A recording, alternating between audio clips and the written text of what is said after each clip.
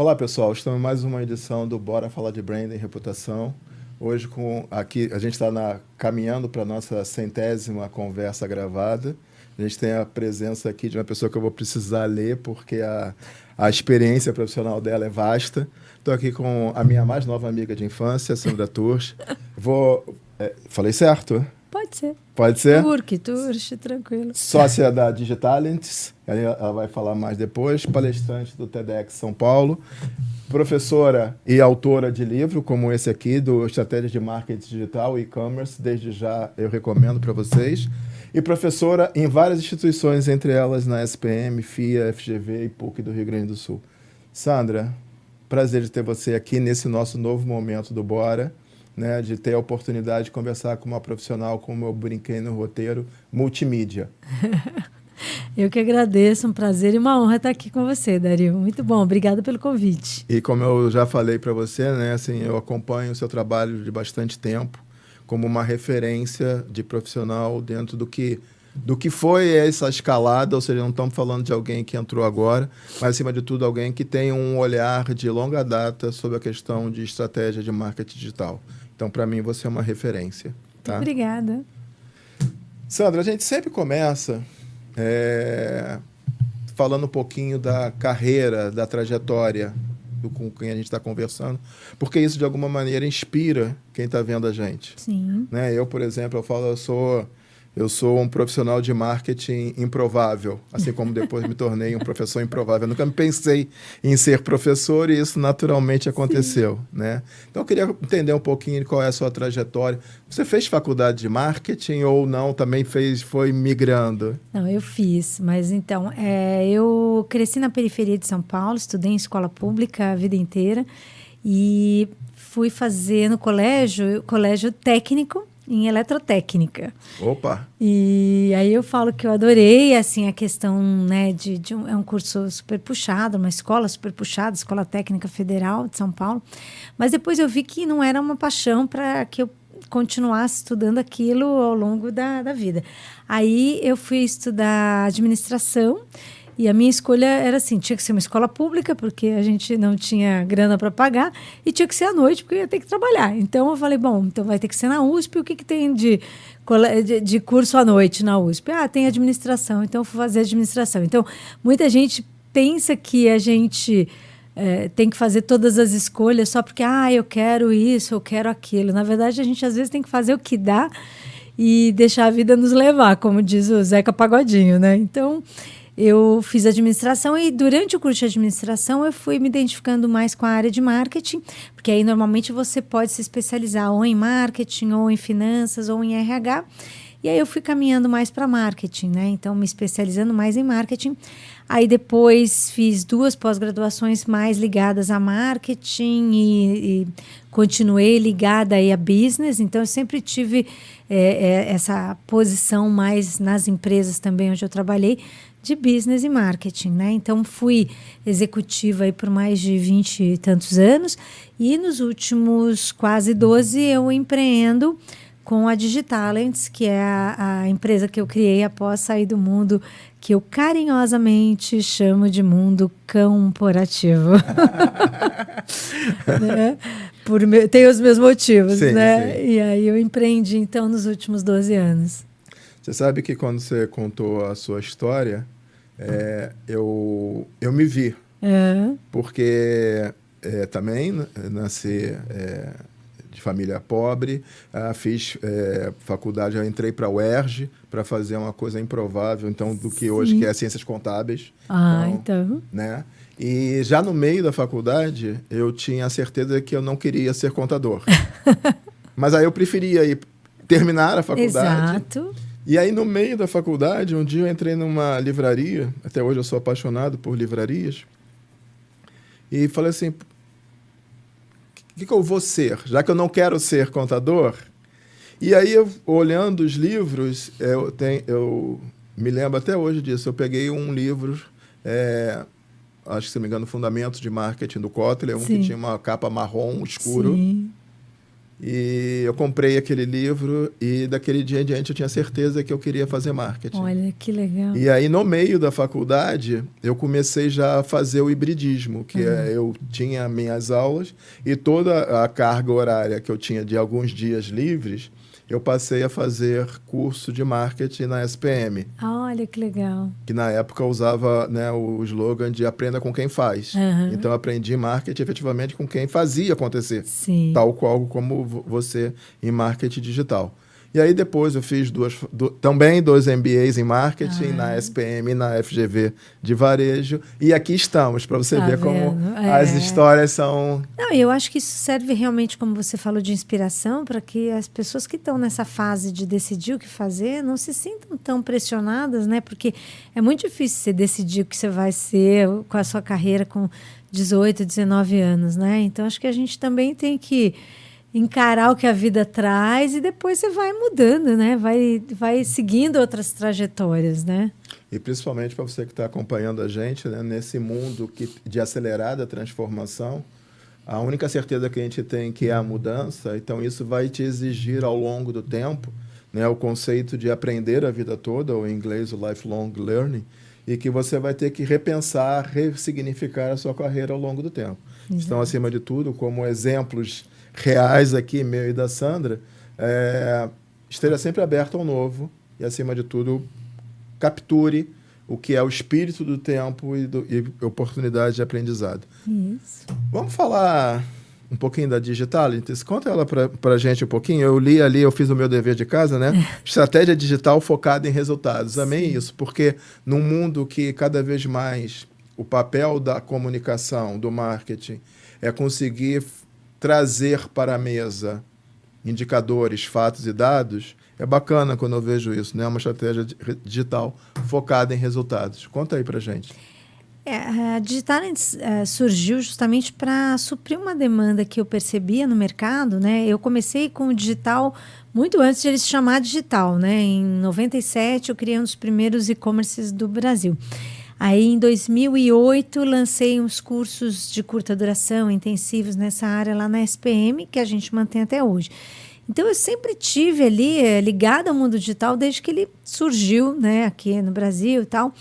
E o que eu fui percebendo é que realmente tinham algumas lacunas que não estavam sendo preenchidas desde lá de trás. Então, uma coisa era justamente essa questão da estratégia, né, de você ter um pensamento estratégico por trás, porque o digital ele é muito cheio de táticas, né? Hoje está assim extremamente povoado de táticas, então é aquela coisa de agência vendendo pacotinho de post, olha, custa tanto, 3 posts por semana e é isso que se faz.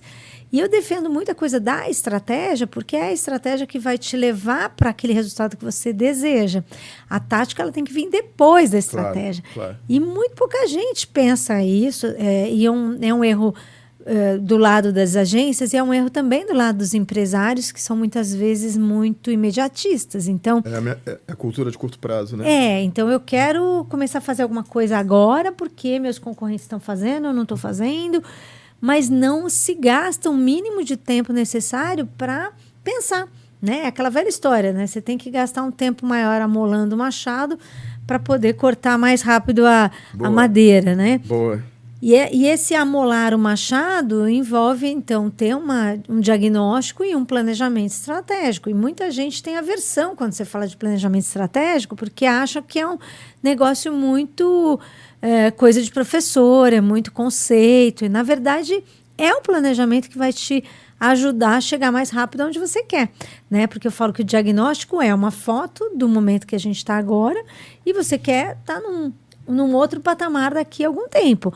E o que tem nesse meio do caminho? É a estratégia que vai te levar até lá. É o que vai dizer, olha, que caminhos a gente vai percorrer para poder chegar naquele resultado que a empresa quer. Então, pode ser aumento de vendas, pode ser uma melhoria na sua imagem no mercado, na sua reputação.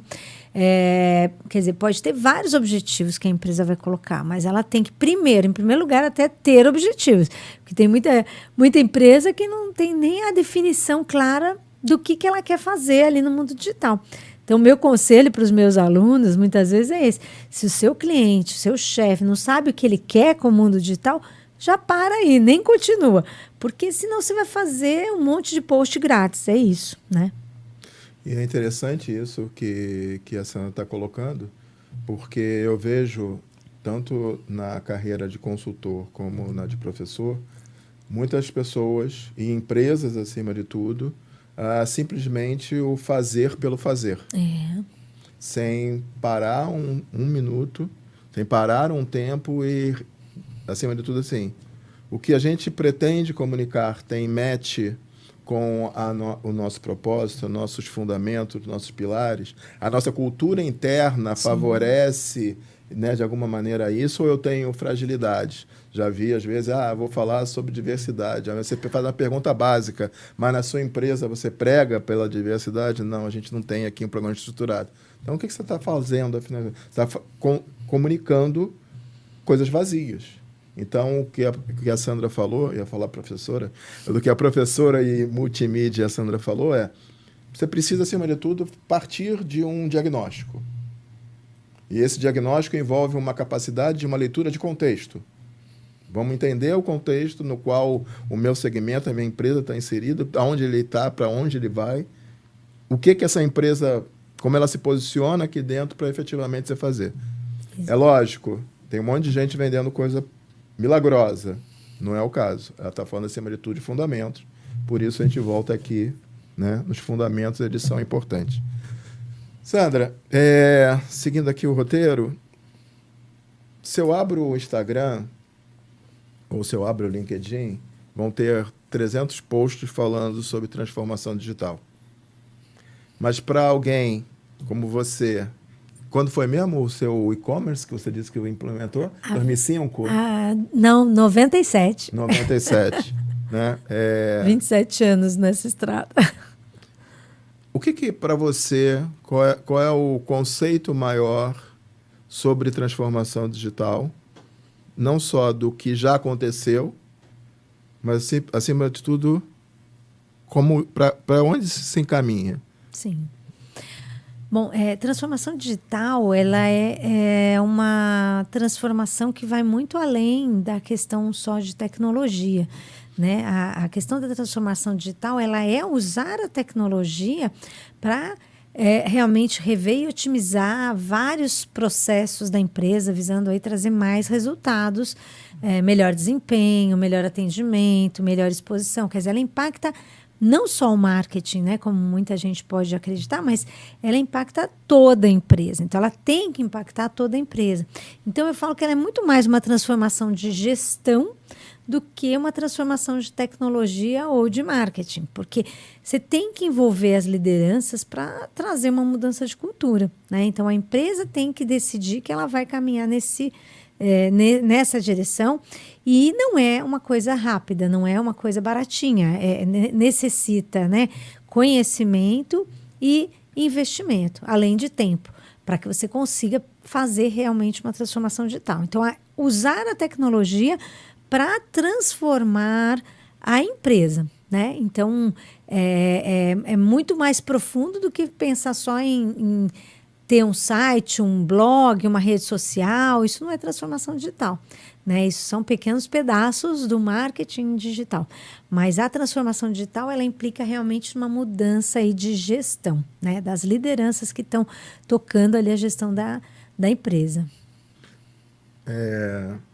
Se eu fizer uma pergunta para você, assim, da sua experiência, do seu convívio como consultora e sócia da Digitalents, qual é o percentual de empresas que chegam para você que você entende que estão maduras para essa transformação digital? Chutaria eu 40%. Chutaria, mas aí a sua experiência é que vale. Olha, eu acho que é até menos do que isso, porque a gente vê as empresas, muitas empresas, embora a gente esteja em 2024, após uma pandemia, a gente ainda vê muitas empresas adiando decisões nessa área, né? Então, quando a gente olha para as grandes empresas, aí sim elas têm uma visão maior, uma preocupação maior, um uso maior já de tecnologia no seu dia a dia. Mas quando você olha para pequenas e médias empresas, que são mais de 21 milhões de empresas aqui no Brasil, responsável por mais de 90% dos empregos no Brasil, as pequenas e médias ainda estão muito distantes, né? Então, eu diria que o percentual talvez seja até menor. Não sei te precisar o número, mas eu acho que pode ser até menor, porque a representatividade das pequenas e médias empresas é muito grande no Brasil. Mas aí eu vou fazer uma outra pergunta para a Sandra nessa sequência. Mas às vezes um empreendedor, uma empreendedora, fala assim, isso não é para mim. Ele está com uma visão errada. Sem dúvida, porque não é só o tamanho da empresa ou o capital que vai implicar nisso. Como eu falei antes, tem muito a ver com a cabeça, né? Com a gestão, com a cultura.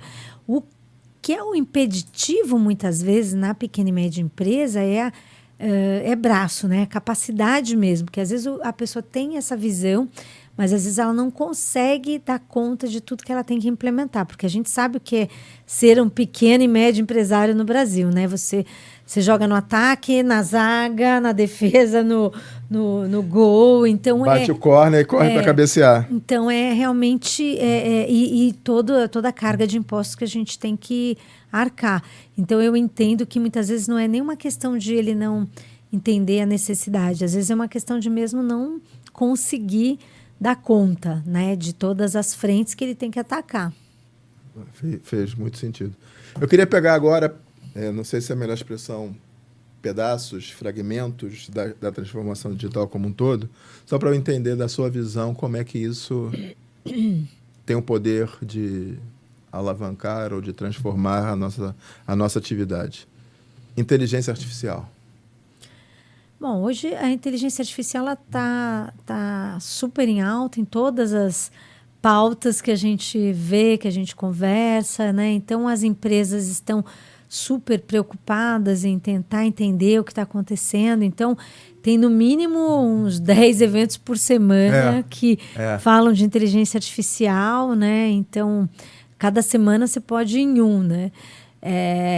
Eu acho que tem um hype aí, tem aquela coisa mesmo de um momento, né, que é natural quando alguma coisa surge nova, mas com certeza não é só o hype, isso vai ficar e já está impactando muitas operações, muitos negócios, muitos empregos, né? Então, falando especificamente da área de marketing, né, a gente já está vendo um uso bastante ampliado de inteligência artificial na produção de conteúdo, na produção de imagens, né? Na construção de ferramentas, então, na solução de vários produtos. Então, a gente já está vendo isso em uso. Então, não é mais a gente falar de futuro. Já está aí, já está presente. E eu acho que faz sentido as empresas estarem preocupadas mesmo e correndo atrás, porque até a palavra correndo está certa, né? Porque a gente realmente tem que correr atrás, porque a velocidade das coisas está muito acelerada. Então, eu falo que são os saltos quânticos quando a gente fala de inteligência artificial, né? Então, não dá realmente para a gente pensar de aprender e assimilar no tempo que a gente fazia isso, esse aprendizado anos atrás. A gente realmente tem que correr atrás. Esse é um fator, né? Mas eu vejo como... Não é mais desculpa interromper, não é mais uma onda, é um tsunami, né? Exato. Você precisa... assim, é mais ou menos a sensação que eu tinha na época que a internet começou, ou seja, tinha ali muita desconfiança, muito descrédito, muita gente apostando contra, muita gente... Então, mas, ao mesmo tempo, também tinha muita gente entendendo que aquilo era uma coisa que veio para ficar como ficou, né? Só que agora é mais rápido ainda.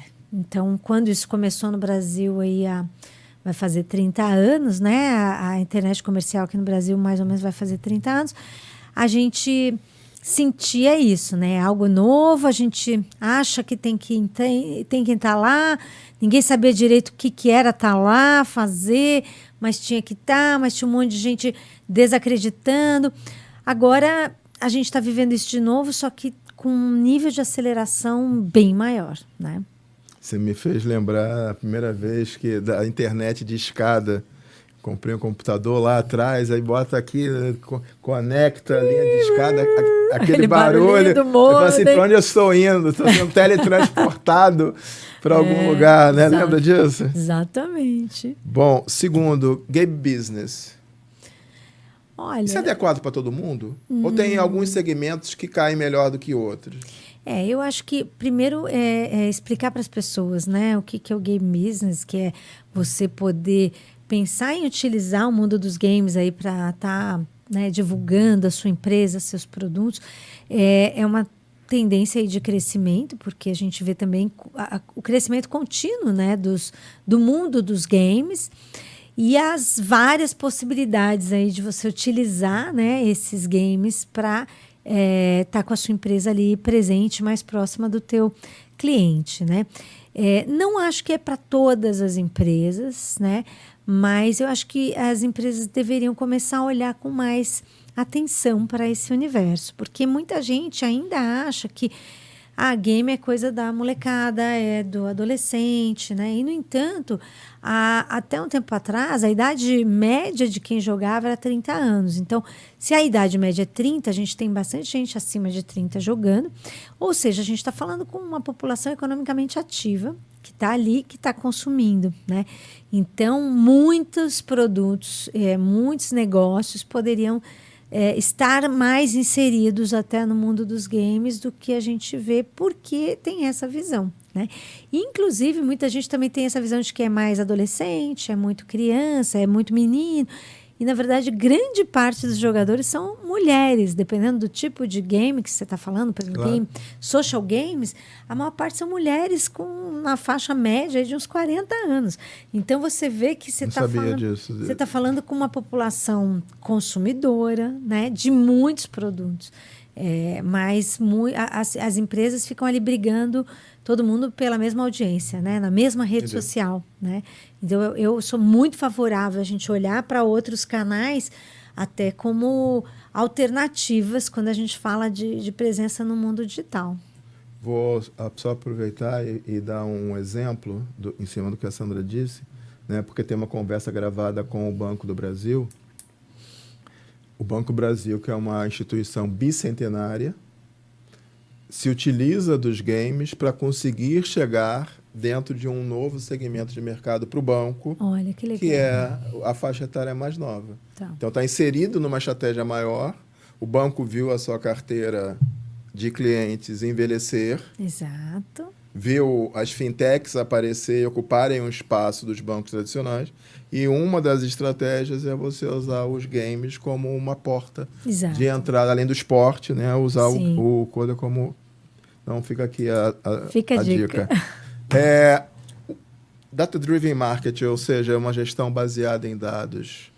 Como é que você vê essa questão? Olha, a gente vê no marketing, essa é uma coisa que vem crescendo aí nos últimos anos com muita força, né? E é muito importante as empresas estarem atentas a essa mudança, não só as empresas, como os profissionais de marketing, porque a gente até alguns anos atrás, a gente tinha uma galera indo estudar marketing porque tinha aversão à matemática, né? Então, eu vou para uma carreira... Eu sou de humanas. Eu sou de humanas e tal. E o marketing, cada vez mais, está se tornando uma atividade que requer conhecimentos mais analíticos, mais profundos. E não tem como, né? Se você não puser um pé na matemática, não puser um pé nas estatísticas aí. Então, o data-driven, ele não é mais uma tendência, ele é uma realidade, a gente tem que incorporar isso na nossa gestão. É super importante porque é uma forma de você ir corrigindo a rota ao longo do tempo, ao longo dos processos. Então, ele é uma realidade. Tanto que a gente tem alguns professores amigos nossos que eles brincam que agora é matemarketing, né? Boa, boa. Então... E onde fica a reputação no meio disso tudo? Dessa transformação, desse mundo em ebulição? Como é que você vê? A questão da reputação e do branding é uma coisa muito interessante, porque a gente veio de um momento, né, de um modelo de marketing sendo feito por muitos anos, em que você era quase tudo baseado naquele modelo tradicional de publicidade, ali da propaganda paga, em que eu queria me posicionar na cabeça do consumidor, E ser lembrado quando ele fosse querer comprar o pão, o carro, o cobertor, a casa, né? E então era um outro modelo, e o digital ele vem invertendo essa ordem, porque ele vai aquilo que a gente fala, a gente não está mais empurrando a comunicação e o produto para cima do cliente, a gente tem que ser encontrado por ele. Então a gente faz muitas estratégias para que a pessoa que está buscando comprar aquele carro, aquele cobertor, aquela casa ou o livro, ela nos encontre quando ela estiver naquele processo de sua jornada de compra.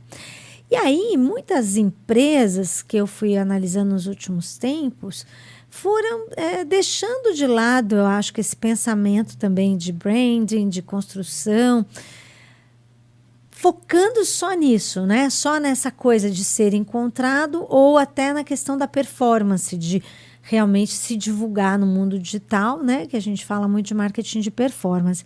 E esquecendo muito do branding, tipo, vou pegar todo o meu dinheiro, todo o meu investimento e vou focar só em performance. E a gente vê que também não é uma estratégia que foi muito bem sucedida, porque muitas pessoas, obviamente, elas são impactadas ali por uma comunicação no mundo digital, mas elas vão querer saber mais sobre aquela empresa, sobre quem é que está por trás, sobre a reputação daquela empresa, né? Então, a velha e boa regra de a gente tem que ter um equilíbrio, ela continua valendo, na minha opinião, né? Então, acho que é importante a empresa, sim, investir nesses mecanismos de performance, de encontrabilidade e tal, mas tem que também pensar em construir essa reputação, essa autoridade e a sua marca, né, para que isso valide as decisões ali do cliente. Boa. A gente está caminhando para o final, mas eu queria antes... Você tem um exemplo bacana de cliente da Digitalent, de um projeto que você conseguiu, que consegue mostrar para a gente assim, o que foi essa jornada do cliente? Quer dizer, até agora, lógico, né? Porque o mundo... Sim. A gente na Digitalent tem 3 áreas de negócios, né? A gente tem essa área de estratégia, que eu comentei com você. A gente tem uma área de conhecimento, onde a gente leva treinamentos, workshops para as empresas. Espera aí, só um minutinho. Então, assim, ó, fica aqui, hashtag fica a dica, né? Então, se você quiser saber mais ou levar para a sua empresa... Está aqui a professora Sandra. Muito obrigada. E a gente tem também uma área de headhunting, onde a gente procura alocar os melhores, os profissionais mais alinhados com aquela empresa, né? Então, a gente busca e faz todo o processo para a empresa de contratação aí de vários perfis de profissionais. Mais especificamente, para a gente falar dessa implantação, acho que é melhor um projeto, citar um exemplo desse de estratégia, né? Então, a gente tem, por exemplo, uma construtora que nós atendemos já há 4 anos, ela é voltada para o mercado de baixa renda, que vende imóveis do Minha Casa Minha Vida. E quando a gente começou a atendê-los, a gente fez um planejamento estratégico bem amplo, bem completo, desenhamos persona, entendemos ali o mercado, o cenário competitivo dessa empresa. E ao longo desse período, né, só para a gente resumir um pouco da história, a gente conseguiu um crescimento em conjunto com a empresa, um crescimento muito legal. Assim, mais de 1.300% de aumento no número de leads. Uau!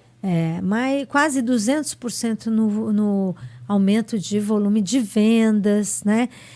E essa empresa ela tinha 2 grandes objetivos. Um era realmente melhorar a reputação dela e a imagem dela no mercado, porque naquele momento ela tinha um problema ali de riscos na imagem por conta de atrasos na entrega, por uma série de questões, né, do cenário econômico daquele momento. Ela tinha tido atrasos na entrega, e isso acaba afetando muito a imagem quando se fala de construção, né? E ela também precisava, obviamente, vender mais. Então, eu considero esse um case de sucesso muito bacana da Digitalent, porque mostra o que é o resultado possível de ser alcançado, né? Num mercado não tão fácil, né? Claro. Você vender um bem caro, né? O bem mais caro, muitas vezes, da vida da pessoa. É a sua casa própria, a sua primeira e única casa própria. E a gente tinha ali, então, um cliente muito consciente, né? Um cliente maduro e com quem você consegue, ao conseguir fazer essa parceria a várias mãos, né, a várias cabeças, a gente conseguiu sim ter um resultado muito bacana, porque, de novo, eu volto a ressaltar, muita gente ainda tem a imagem, né, de tempos atrás, de que o digital é rapidinho e baratinho, né, e não é verdade, né, requer uma estratégia, requer ali uma análise crítica, um acompanhamento contínuo. Então, a gente sempre tem um olhar de que, olha, no mês que vem a gente tem que estar um pouquinho melhor. No mês que vem a gente tem que estar um pouquinho melhor. Então, não é um negócio que você vai fazer uma grande revolução de um dia para o outro, mas você tem que ter essa visão de que, usando os dados, as estratégias, um pensamento estratégico, olha, no mês que vem a gente tem que estar um pouquinho melhor. E com isso a gente conseguiu esse resultado fantástico, né, junto a esse cliente. A gente percebe hoje um carinho muito grande que as pessoas têm pela marca. A gente vê os depoimentos, né, na hora da entrega de chaves, que é um momento muito simbólico. A gente vê o carinho que as pessoas têm para falar da marca, elas se emocionam para falar da realização desse sonho. Então, eu considero aí um case que a gente tenha atingido o resultado esperado pelo cliente, e a gente espera continuar aí apoiando esse cliente por muito tempo. Esse é um dos cases. Bacana. Sandra, a gente está estourando aqui o tempo. Eu agradeço demais a sua presença, né, a sua oportunidade de compartilhar com o público que assiste o Bora sobre essa sua visão, sobre a transformação, a essência, né, de tudo que envolve marketing digital. E para a gente é uma honra ter tido você aqui. Eu que agradeço, Dario. Muito obrigada pelo convite. Foi um grande prazer e uma honra também. Então, para você que acompanha a gente no Bora Falar de Brand e Reputação, a gente teve a oportunidade hoje de conversar, como eu brinco, com a profissional multimídia, Sandra Turki, ou Sandra Turchi, como eu estava falando até então, de forma errada. Professora, palestrante, sócia da Digitalities, a gente conversou sobre transformação digital. Se você curtiu, clica aqui embaixo, dá o seu ok, o seu joinha. O Bora Falar de Brand e Reputação é um projeto acadêmico, ele não tem nenhuma estratégia de monetização ou algo similar. Ele tem como objetivo principal levar conhecimento para quem de direito sobre o universo de gestão de marca. Um grande abraço, até a próxima.